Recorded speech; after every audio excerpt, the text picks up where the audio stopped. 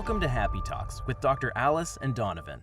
Dr. Alice Fong is a holistic naturopathic doctor and founder of Amour de Soi Wellness, and Donovon Jenson is a software engineer and founder of HowToHappy.com. Together, they're out to cause more happiness in the world. Hello, everyone. Welcome to Happy Talks. My name is Dr. Alice, and this is my awesome co-host, Donovan. And today we are talking about, can you be unsuccessful and happy at the same time? But before we dive into the topic, I did want to share that this is going to be our last podcast for at least a few months as I go on maternity leave. About to pop this baby out any day now. So I'm going to probably need a little bit of a break. But yeah, if you are a new listener, we have plenty of episodes you can go back to and listen to and check out. If you're an old listener, go back and listen to some. I'm sure that there are a number that you haven't listened to yet. So plenty of content out there. Anyways, but let's dive into the topic of the day of, can you be unsuccessful and happy? So Donovan, what are your initial thoughts? Yeah, so the first thing that comes to mind for me is sort of dichotomy between like, what does success mean for you personally and what like maybe other people perceive it as?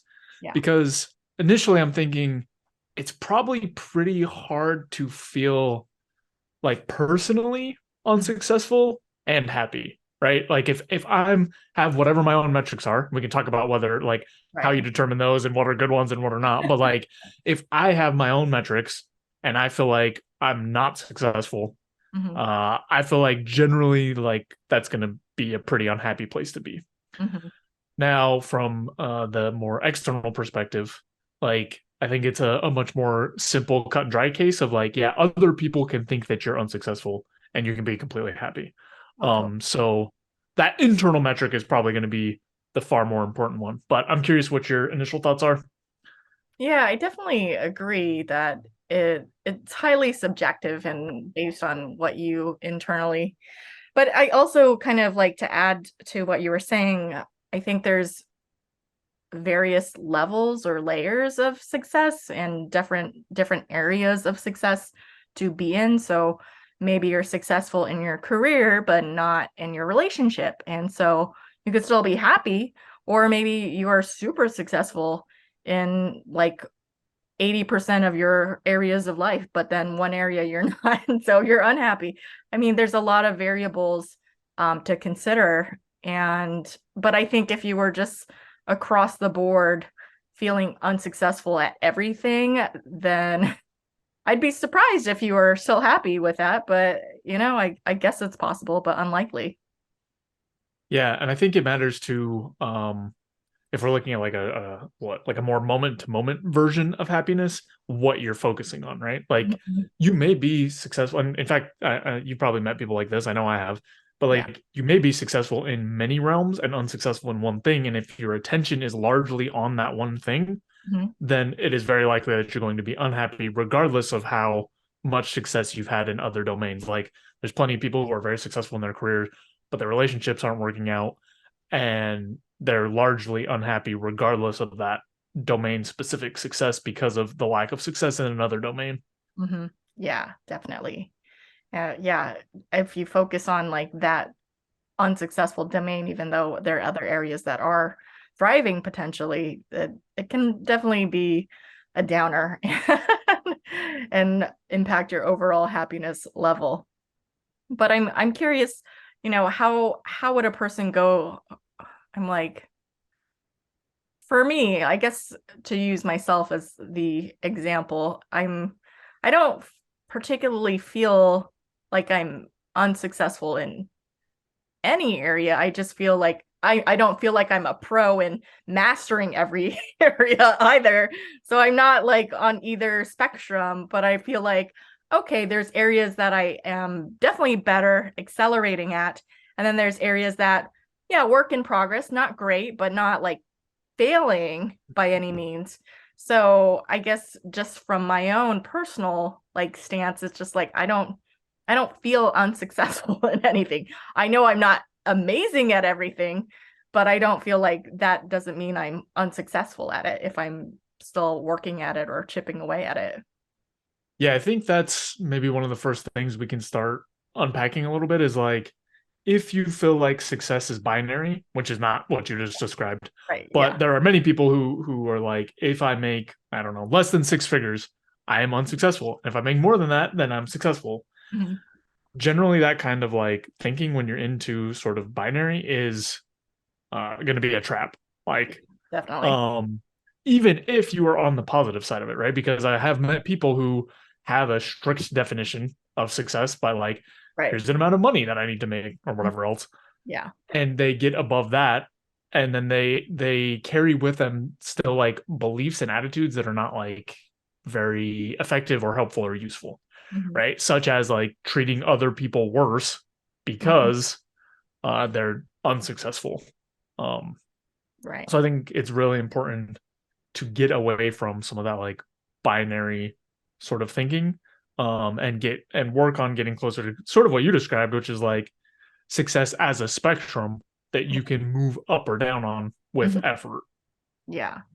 Yeah. No, I know we've talked about it. And actually, I'd be curious on how you would differentiate this from like goal setting, because it's definitely okay to have a goal like, oh, I mean, maybe some person's vision of success is like, oh, once I hit six-figure income, then I feel like I'm successful, even though it's like an arbitrary number. But, I think there's nothing wrong with having that as a goal, but at the same time, if that's what you're basing your happiness on, that can definitely impact things. And then there is that trap you were talking about where people like they hit that number and then they're still not happy and they're like, well, now I gotta raise the bar and make it to like seven figures or something like that. And they're just constantly in this like unsatisfied state. Yeah. So what do you think?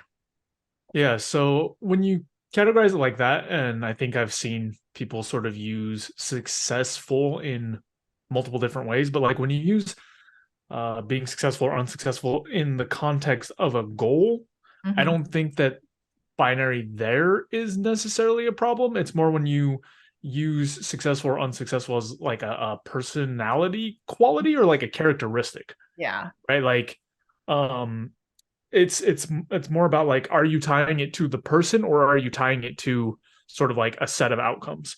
Mm-hmm. And when you look at success or lack of success on a specific goal, it can actually be really useful because you want to know if you're getting the outcomes that you want, right? Like, okay, I did X, Y, and Z, but I was unsuccessful at like reaching this goal. Right. Okay, that's useful information to try to like pick apart some of those pieces and maybe figure out what can help you become successful in that goal. But when Mm-hmm. you look at it from like a human quality perspective, like this is an unsuccessful person or like I'm unsuccessful, that's where it gets a lot more uh like dangerous. Dangerous sounds really aggressive, but like a little more dangerous in terms of being able to negatively impact your happiness. I think is sort of the distinction that I would make there. Yeah, no, I kind of concur with that idea that it can definitely impact our self-esteem and make it, yeah, I feel like it's very judgmental, whether it's regarding yourself or someone else, to be like, oh, well, this person's making less money than me, or this person isn't doing X, Y, and Z. I'm like, or maybe I just don't have the personality type to, like, if I were to, I'm like, what would it take for me to feel like I'm an unsuccessful person? And I was thinking maybe if I just sat around and watched TV all day and accomplished nothing for weeks on end, then I feel like that would but I just don't feel like I would be the type of person to do that. Or I mean, I have been watching a little more TV than normal because I'm super pregnant and about to pop a baby any day. But I actually don't feel like that's for me a measure of success or unsuccess, and just that it's just part of the nature of the waiting game. But yeah, I'm not sure where I was going with that. Huh. Well, I think it leads in nicely to I feel like it's common for people to feel like they're unsuccessful when they're not getting traction, right? Like Yeah. when they look at sort of wherever their life is Mhm. and whether they're working hard or not working hard, if they're not making any progress towards their goals, which leads into sort of a different topic, but it's very related, which is like figuring out how to align your goals with an internal locus of control, which is to say, like, what are the things that you can actually do to influence outcomes? Yeah. Because sometimes pointing your goal metrics or success metrics at external things that you don't have influence over, like, for example, getting a promotion, where, like, yes, you have influence over like how hard you work and Right. certain things like that, but you don't have control over whether or not you actually get the promotion. Like, someone else is in charge of making that decision. Moving towards those sort of I guess mindsets can help you move away from getting stuck on, like, oh, I'm successful or unsuccessful because of these things outside of my control. Yeah, no, absolutely. Because if you're in that mindset of like, my self-worth is dependent on if I get this promotion or not, that's really setting yourself up for failure, because it's like there's so many you can do the best that you can, but it doesn't guarantee an outcome. And I feel like if you focus more on like, hey, I did everything that I could, I worked really hard, but I don't know, exactly everything what other people are doing. Maybe there's someone that worked harder than me to some degree, maybe because they don't have as many like family commitments or other obligations, so they have the time to focus. Actually, that reminds me of my brother, and how sometimes he tells me how he loses focus at work because he's managing like the houses he owns and dealing with like relationship things, and just has like a lot more commitments than he did when he was in his 20s. And so he's judging himself in his present day versus his like past, when he had fewer like outside of work commitments. And he's just like basing his judgment on that, when it's like, no, your life has changed and evolved, and it's okay to not be as productive at work at the same degree that you were before if there are life circumstances that have changed, and it's understandable. So giving yourself grace, I think, is a key factor in those circumstances. Well, that opens up into a conversation that I think is really interesting too, which is like, I have seen and felt personally a number of times people who use sort of like past metrics to apply to themselves to see if they're currently successful. Right. For example, people who are like used to be athletes or something, right? Like, and had a ton of time to devote to fitness and aren't able to hit any of their same numbers or like accomplish any of the things they used to be able to do. They were And a then lot younger too. yeah. Yeah. Oh, yeah. Absolutely. Right. Yeah. And like, it can make people feel really unsuccessful in certain domains, but Yeah. like you were kind of talking about with your brother, like, you also have to account for the full spectrum of life changes. Because just because you used to be successful in one specific domain in a certain way doesn't mean that's going to carry forward forever. Right. Exactly. Like if you went on to, like, I think of like, I don't know if they've both had kids. I know like Serena Williams has had kids, and so maybe Venus too. I'm not sure, but world class top athletes of their art. And I'm like, I think one of them is going back to playing tennis or something like that. And I was like, really? That's impressive. I mean, kudos to you, but it's just like, I don't know if they have the expectation of themselves like winning the Wimbledon Cup or whatever. I don't know tennis that well, so or winning, like being at the top of their game when they have like a very drastic change in their life circumstances and they're doing a lot other things. But I wouldn't have the expectation on them, so I hope they don't have that expectation on themselves. But you do you however you want. But yeah, I would get it if it's different at these stages of life. Well, it all I think hinges on sort of what all your responsibilities and all the things that you're striving for success for in, and how much effort you're willing to put in and other things. Obviously, there's limits to that, but like, going back to sort of the athlete example, like not those top tier world class athletes, but just like people who used to be more athletic, like they don't account for, I'll use a personal example, but like in college, I feel like I was in much better shape, but I also had way more time. And I was just like working out and playing sports for hours most days, Yeah. and like just as time has passed, I have a different set of responsibilities. Same Mhm. way for like those professional athletes, like time may not kick them out of their, I mean, time will eventually kick them out of their sport, but like they still may be able to perform at like a really high world-class level, but it's all dependent on what else they are juggling and putting their time into. Like it would be really surprising to do something like have kids come back to the sport and not train at and like not put in the same amount of effort or energy and like split your time and attention and still expect to have the same level of success. And I feel Mhm. like it's the same thing for like everyone, right? Like Yeah. just because you were successful in the past doesn't mean you will be in the future, but it also doesn't mean you can't be. It's just a matter of like, what is everything you're balancing? Where's your time going? Yeah. Like, what are your priorities, and where is your time spent?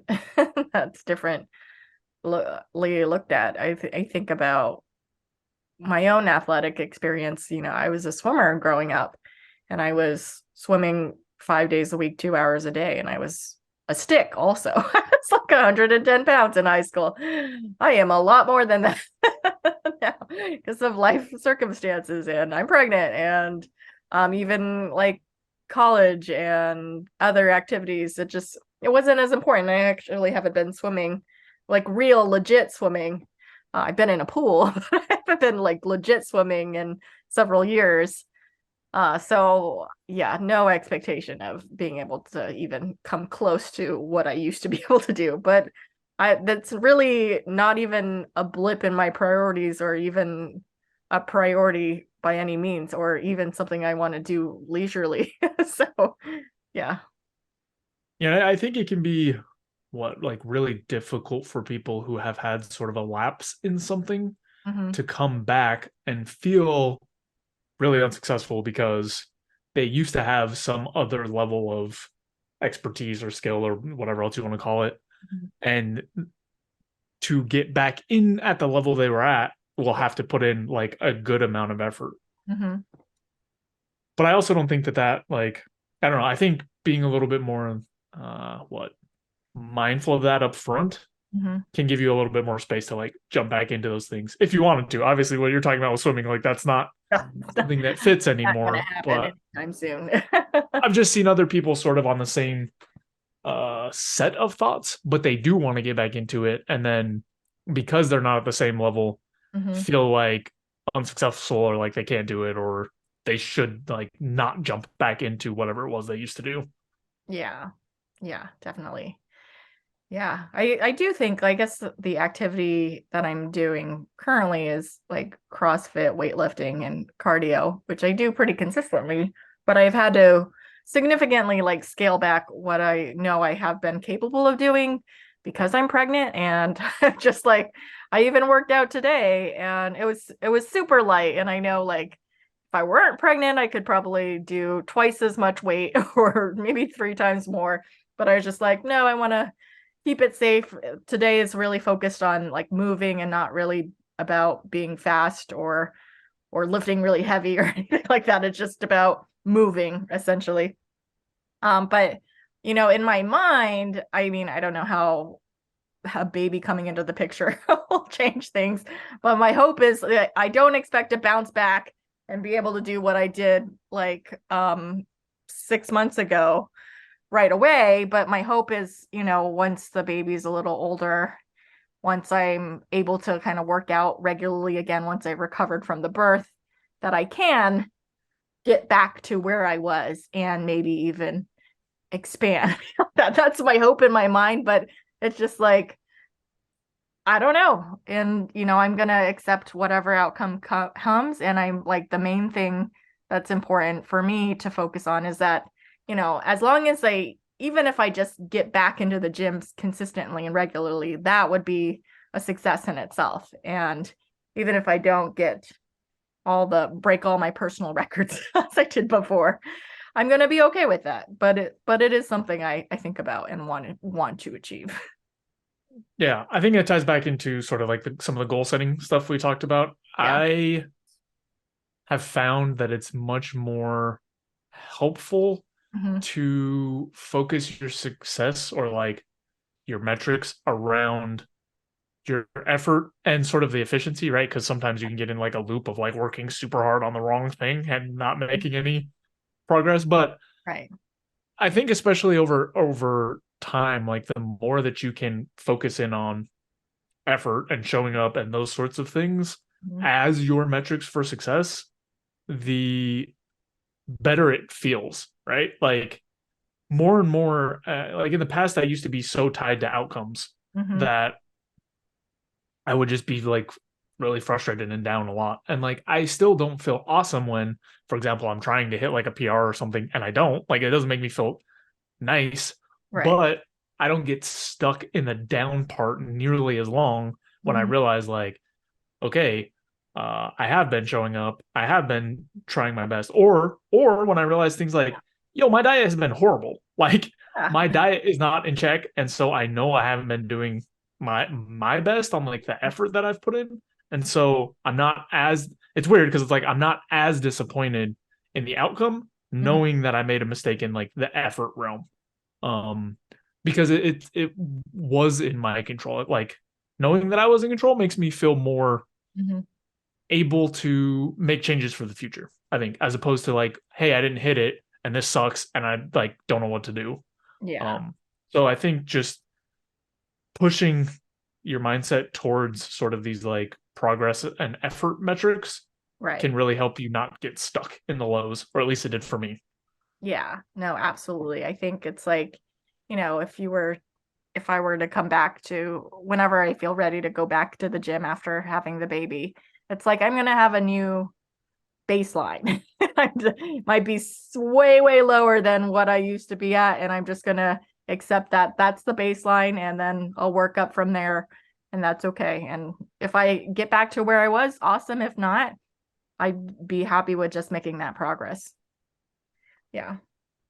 There's another thing that I've noticed. I'd be curious what your experience is, but there have also been times where when I just focus on the process part, Mhm. Yeah. I actually blow the goal metrics out of the water. Mhm. Like Oh, totally. for certain things, I have not been able to estimate well what the outcomes would be, Mhm. but just by like I was saying, like focusing in on the process and just like I'm gonna show up, I'm gonna do this, I'm gonna do that. The outcomes have been like significantly better than I Mhm. would have set goals for. Oh, absolutely. I have a similar experience where, it's not necessarily, oh, I need to hit this goal. It's like, okay, I just want to do a little bit better than yesterday or a little bit better than last month, whatever that might be. And that makes it much more achievable and definitely better on my mindset and happiness level. Yeah, I'll also say that another thing that has been useful for me Mhm. around success or like thinking about success is recognizing too that like for most things it's not one single time, right? Right. Like sometimes it is. Yeah. Sometimes you have like a competition and you win or you lose. But especially as I get older and things like move into different realms and structures and are less what time strict, Mhm. um more and more I'm realizing like, oh, if I go to an interview for this thing and I don't get the job, it's not really like I'm unsuccessful at being able to get a better job. It's just like one instance that didn't work out. Mhm. And as I've been able to like broaden away from sort of this like pass fail sort of mindset, uh, again, it just helps keep me out of those lows. It doesn't make like uh, unwanted outcomes feel nicer, but it Mhm. stops me from sitting in them as long. Definitely agree with that. All right. Well, I think we've covered this topic pretty well. Was there any final points you wanted to make about being unsuccessful and happy at the same time? Yeah, so just this like a brief recap. I think the internal metrics are going to be far more Mhm. useful. Obviously, like other people's opinions can have some influence on you, but as much as you can, you should try to bring the metrics inside. The other thing is to just like really focus on progress and effort and those pieces instead of sort of this binary thinking, unless you're applying it strictly to goals. But if you're applying it to yourself as a person, as a quality, it's not really useful to think about in those black and white terms. Definitely. Yes. All right. Well, thank you everyone for tuning in this week. We appreciate you. And if you appreciate us, be sure to like, comment, and subscribe and help spread the happiness in the world. Again, we're taking a little bit of a break so I can have my baby and spend time with her. But we'll be back. Just go ahead and check out some old episodes so you can be all caught up whenever we do come back. All right, we'll see you then. Thanks so much for watching. If you enjoyed this video, be sure to like it and then go and subscribe to my channel and ring the bell so you get notified when the next video comes out. If you check out in the description below, go to my website where you can get my free fast and easy guide to stress relief. Thanks again for checking us out, and we'll see you next time.